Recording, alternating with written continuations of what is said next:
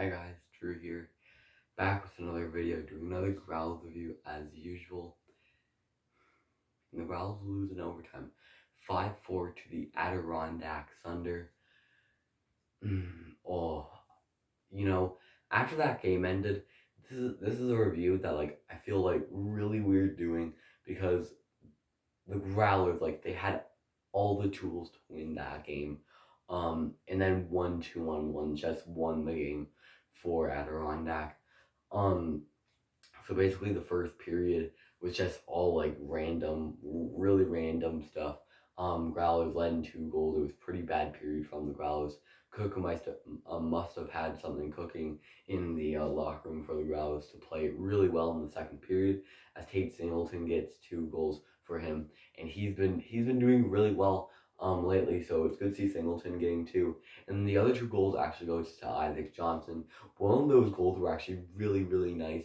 Johnson, O'Brien wins the face-off, I believe, and as soon as Johnson gets it, shoots it, and goes in the back of the net. Kind of reminds me of Tyler Toffoli vibes when there was 1.3 seconds left on the clock, and he was able to score, although the Growlers do fall short. And so basically, it was 2-0, then it came 2-2, then it became I believe 3-2 Adirondack, and then it was 3-3 Growlers. Then Isaac Johnson scored to make it 4-3. Then the Growls take a penalty with 3 minutes left in the third. Adirondack ties it up to Timur Ibragimov. He went on a breakaway. I believe the Growls were playing offense at PK, which led to a breakaway from Ibragimov. And as soon as he went on that breakaway, you know that he's going to score, because he's a really good player. And I had a feeling he was going to beat Paxo, which he did, 2 Russian players. But I mean, then it goes overtime, and the Growlers have so many good chances.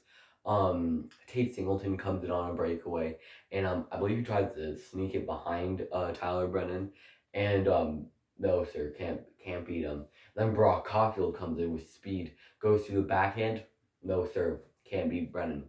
Then Todd Skirving.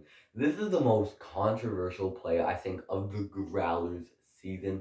If the Growlers say they missed the playoffs by 1 point, this may be the one reason why. Todd Skirving goes in on a breakaway, a clean breakaway. Then I'm not sure who much. It may have been less, I'm not too sure, but just comes in, puts his stick under Todd's legs and hauls him back, trips him up, and he falls into the net. And you're probably like, that's a trip, or a penalty shot. Ref has his arm up. I'm guessing it's a penalty. And the whistle goes, and they take a face off by the outside of the blue line. Where's the call on that?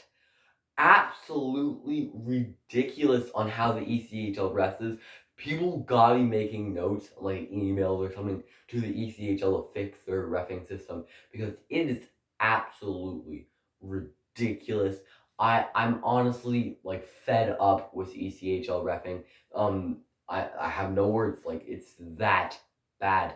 Since we've been seeing ticket holders for 3 years now, and I don't think there's ever been a game where the referee's really good. And you may be wrong. Actually, I'm right with this. There were 2 refs in this game, and honestly, double or nothing. That is how it is. 2 refs kind of makes it worse. But there was one play, I believe, where the Growls player got tripped up, and there was a referee looking right at it, and then another referee down at the end of the ice, and literally, the ref down at the other end of the ice calls the penalty. What is going on here? Now, I get it's Harrison O'Prea's second ECHL game with the ref. I respect that, but you just gotta be making those calls. The Skirving breakaway, that could have sealed the deal on this game, and Adirondack just finds a way. 2-on-1 for Adirondack. Zach Walker shoots it and scores. The guy who was in the penalty box all game was found back in the net. At least he wasn't like Ashton Calder in overtime, doesn't shush the crowd. But that was a big heartbreaker. There was a kid too, rose down for me, absolutely going on this whole game.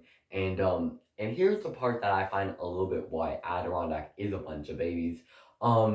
Thompson, I will say Tristan Ashbrook, Tristan Thompson, literally goes up to him and takes his glove out and looks at him and goes like, he points at the Jumbotron and goes like 5-4, and that's taunting. Like, you, Adirondack is such a bunch of babies. Like, if there was a babies cup, I know what front runners are because Adirondack is literally a bunch of babies. This is ridiculous. Oh my god. But the Browns made a signing yesterday. Pat O'Keefe. I'm sure this will probably be his only game playing. He played Senior League last year. He made his debut in not in the ECHL, his Growls debut yesterday. He played okay. Didn't play much in the game, but the Growlers. So I'm recording this in the morning. The Growlers made a signing this morning. They made the signing of Terry Ryan. I know. That's pretty shocking, I find. For those who don't know who Terry Ryan is, he was drafted like 8th overall in like the 1992 or 1993 NHL draft by the Montreal Canadiens. And he only played like 10 games or 15 games in the NHL. But his last like pro game in the ECHL was in 2003, which is a very long time ago. And then he just joined Senior League, and he was in Senior League till like 2022 or something like that, from 2024 to 2022. So he's definitely one of the most known Senior League players, one of the most known hockey players from Newfoundland, actually. I believe he runs his own podcast, and he actually has his own show called Shoresy. It's on Crave, I believe, if you want to go watch it. But I'm not sure if this is real. Spit and Chicklets podcast released it. I hope it's real. I mean, Terry Ryan would be a pretty good delight to see. The ticket sales would go sky high, and maybe we'll see Terry Ryan versus Nico Blanchman, Terry Ryan versus Skio, Terry Ryan versus Zach Walker. That just shows you how much Drew players are on Adirondack. But that signing was a pretty big signing for the Growlers. We gotta get some players back. The Growlers are gonna be beat out today. Similar to the South Carolina series, remember that crazy game where the refs were bad and all that kind of stuff, and the Growlers won 5-3. And the Growlers worked really hard in that game. Following the next game, it was 8-2 South Carolina. So we're gonna need some good players. Hopefully Southers can get placed off reserve. Same for Tyler Reese, although he's on injured reserve. It'd be a delight to see Saron Noel in the lineup. He hasn't played in a while, so it'd be good to see him play. David Ferentz as well, and Brendan Kapchak, two players that were in the lineup last night. I'm not too sure why. Maybe even a guy like James Melendi, honestly, because we need to get some healed up guys for this game. So it'll be a pretty good Sunday matchup as the Growls take on the Adirondack Thunder.